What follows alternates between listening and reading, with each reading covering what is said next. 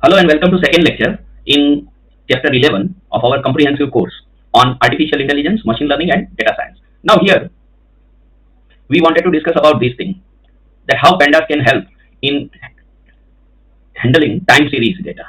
As I said in previous lecture and again reminding you that this is not a chapter on time series. We have a separate chapter on time series which is pretty long and detailed discussion about time series, and that will come much later on. But this topic is just about pandas ability to handle time series data, particularly in the initial stage. Only when a time series data comes, most of the time you have to do these two things: one, date time indexing, this, and second, resampling. So for these two we have to use numpy and pandas library. So these two libraries are backbone of anything in data science. Okay, handling time series data effectively is crucial in many fields like finance, economics, meteorology. A very common example is the stock market data, right? For example, if this is the a chart of a stock market, maybe uh, somewhere I can show you also that what exactly time series looks like. Most of the people have already seen it, but just in the case, maybe any one stock you take, say this, and here its chart is there. Yeah, this. Now this is the time series data. It shows the variation in variable, one variable only. In stock market, that one variable is price along with time. And below which you will see this thing, that see the daily data, 1 day. So that is today's variation in this particular stock's price. See 5 days data. So that is weekly variation in this stock's price. Then there is 1 month data. This is monthly variation in that stock's price. 6 months data, 1 year data, and 5 year data, like this. Okay, and maximum possible range starting from where that stock first listed to the today's date. Okay, so now clearly if you want to get this kind of different duration charts, then will you make separate data frame for each case? No, you will have one continuous data frame of daily data starting from the point where the stock listed, maybe here somewhere 2003 to today 2024, daily data. Then if you want to show it's this kind of daily data of each day, this is 1 day, but similarly every day starting from 2003 to 2024. But if you want to show its weekly version, then you will sample it. You will sample it in a different way, month wise. You will sample it in a quarter wise, half year wise, yearly wise, and 5 year wise, like that. So this sampling, in short, is a very important parameter. So important technique. Okay, and for sampling we need pandas library. Now, not only the stock market, but in meteorology, for example, how temperature varies with time, or how, say, for somebody who is studying, suppose, maybe global warming and all that, then at that time, how temperature varies with time, that is important. How humidity varies with time, that is important. How, say, other parameters like, for example, I think wind speed varies with time at a particular place, that is important, because before, suppose a company wants to establish a windmill project at the cost of 1000 crore rupees, so then the company does not blindly go and look at the location at 1 day and say, yes, wind is blowing very fast, so that means the project has very high potential, so let's invest 1000 crore. No, because that may be just one rare day. So it is possible that that places data over last 10 years was analyzed before the company decided and found some average wind speed which was higher than the rest of the places, and then the company decided that here establishing a windmill electricity generation project would be a viable thing and it will recover its investment within this much time. So for that, first you have to have the data and time based data. So typical time series has often only two variables. One is the time or the date, and another is something else. Maybe the price of the stock, maybe the wind speed, maybe the temperature.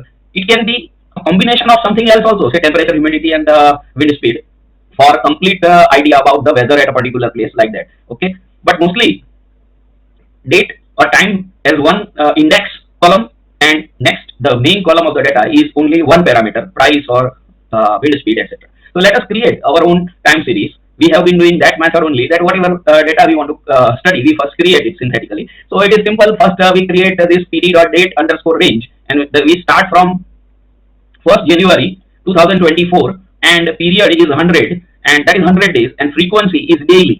So that means it will be 100 rows. Okay, and once that will generate the dates which I want to fill in my time series, and then the data would be temperature only, because this is just going to be my index. That is the most important characteristic of time series, that time variable may be date or may be minutes or whatever, but that will always be the index, and the other variable that will become the data. So this is the data column name, key is the column name, and these are the values. So we are doing np.random.normal 25. We know that these are mean and standard deviation for the temperature, and size is equal to 100, means that there will be 100 observation created. And random.normal I am selecting so that normal distribution. Now nature shows normal distribution many places, height of person, then age of not age actually, but height and weight of people, then many other things. But in temperature also normal distribution is seen nearly normal. So we are creating exactly normal distribution. Let us create the data frame. So in the data frame you provide the data as first argument. My data is this dictionary, and I want a custom index. So I am writing index is equal to dates. Okay. If I don't write that, then my data frame will have 0, 1, 2, 3 panda assigned index, but I want index as date. That will means this 100 dates will become my index. Let us print the header. So you can see 1/1/2024, 2/1/2024, 1st January, 2nd January, up to 5 January. Remember that is just a header. Okay. So that means I can just for the sake of clarity, that I can print the entire data frame, and then you can see it is starting from 1st January 2024 to 9th April 2024. That is the last row. Okay. So 100 rows are there in this data frame. Fine. Okay. Now I want to do the indexing. Indexing is, this is already the index, and we just now saw in previous lecture that pandas lock command is the fit thing whenever you want to access a subset of data frame from using some label. So here this is itself the label, because my index is not 0, 1, 2, 3, but this kind of date labels are there. So it is very easy to access them by df.log, and just supply whatever date you want. So I am asked that find the record of temperature for 10th January. Then I will put the date in 10th January format, 2024/01 and 10, year, month, date. Okay, and whatever that is, specific day. Okay, ideally I should write specific date temperature. Okay, so that is fine. So that is equal to this, and if I execute, I can get the temperature of that day, 10th January. Now 10th January is here not visible because this is just header top 5 rows. But if I view entire database, then I can see that. Okay, this is the advantage of finding location and taking slice, that every time you cannot display everything. These are just 100, but sometimes if it is stock market data over 10 years, then it will have 365 multiplied by 10, 3650 rows. So you cannot display in Jupyter notebook. It will become too unwieldy. But still you can find any one particular day's stock price, okay, over 10 years. So that is this thing that you are finding temperature. Not only that on a specific day, but you can even find over one period. Slice is given, and now we know the behavior of Panda, that you can use that colon symbol for slicing the data. But when you use it Pandas default values 0 to, then you will read like this from beginning to end, but not including the end and this slice. But if you are using some label, then it is always beginning to end, and even including the end. So suppose I am asked find the temperature for date 1/1/2024 to 15/1/2024. So I will just write df. Even .log is not required. I will just write df. I want to suppose show the date also, because if you write .log, then it will show like this, only the temperature, right? So fine, that is also a way of doing. But if I want to show output in this format, exact row format like this, that date and that date's temperature and so on, then I am writing directly df and take a slice as a subset. So starting from the beginning day colon to the ending day, and it will be inclusive slice, and you can see that this is the beginning day's temperature of my range, and this is the ending day's temperature of my range. Okay, so you can find temperature over any day. Now this is important, resampling, because in that stock market data in the beginning of the lecture I told you that initially we will have a stocks data over days. Not only days, but stocks are so randomly fluctuating things that you will have its data. Nowadays streaming data is also there, so you might have its data every minute's data or every second's data. Now think about how many entries will be there if you have 10 years data like that. So if you have every second's data, but you are now analyzing the behavior of the stock over a large period, maybe 5 years or 10 years or something like that, then will you keep the data in seconds, second interval? That will be too unwieldy. So let us resample the data with W command. So that means what? Now the whole data will be aggregated. So aggregated means if I have every second's data, then first it will be aggregated to minutes data will be aggregated to hourly to aggregated to day, and when I say aggregated, maybe mean price will be taken of whole 1 minute, then mean price of 60 minutes to get hourly price, mean price of maybe 24 hours to get daily price, and then mean price of 7 days of the week to get the weekly price. Okay, and then that will give me weekly mean. Now for that, if one has to manually calculate all those means, then you can understand the problem. But I can just convert this daily data into weekly data by one simple command, that my data frame at present is like this, df, this kind of data. Many more entries are also there. I said that it is up to 9th April 2024. Okay, so then just resample it. So dot resample, and here you have to write some command like say w, or you can write me for month. Okay, so if you resample and then take mean value, during resampling use mean.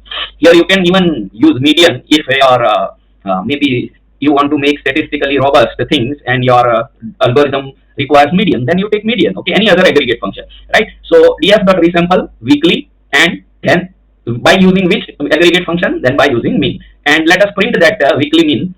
So you can see now the date starts like this.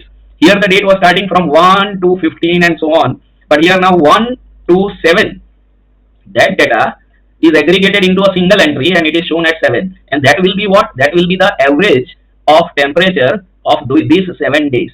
So that will be average temperature of these 7 days, which I have shaded by blue color now. Okay, so that is say 20 degree. Okay, fine. Then next will be entry after 1 week, so 14 and so on. Similarly, I can resample again original data frame, that is the df dot resample, and at that time I write me.